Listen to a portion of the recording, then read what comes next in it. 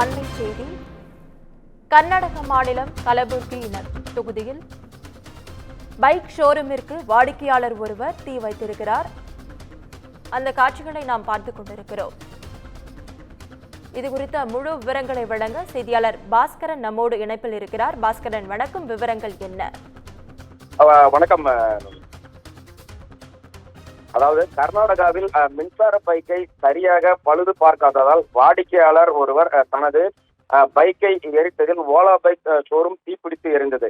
அதாவது Ola electric bike ஷோரூமுக்கு வாடிக்கையாளர் தீ வைத்தார். அதாவது கர்நாடக மாநிலம் கலர்புகி மாவட்டம் ஹிமானாபாத் சாலையில் உள்ள ஓலா பைக் ஷோரூம் ஒன்று செயல்பட்டு வருகிறது.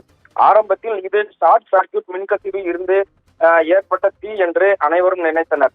ஆனால் போலீசார் விசாரணையில் தீ வைக்கப்பட்டது கண்டுபிடிக்கப்பட்டது. இதனைத் தொடர்ந்து முகமது நதீம் என்ற நபரால் தீ வைக்கப்பட்டுள்ளது தெரிய வந்தது விசாரணையில். இதனைத் தொடர்ந்து அவரது எலக்ட்ரிக் பைக்கை சரியாக ரிப்பேர், அதாவது பழுது பார்க்காததால் என்ற கோணத்தில் முகமது நதீம் என்பவர் ஓலா ஷோரூம் மேலாளருக்கும் இவருக்கும், அதாவது வாடிக்கையாளருக்கும் வாக்குவாதம் ஏற்பட்டது.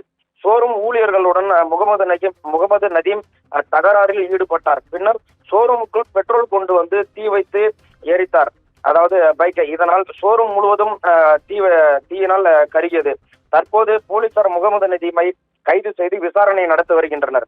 இது தொடர்பாக கலர்புகி சவுக் காவல் நிலையத்தில் வழக்கு பதிவு செய்து விசாரணை செய்து வருகின்றனர்.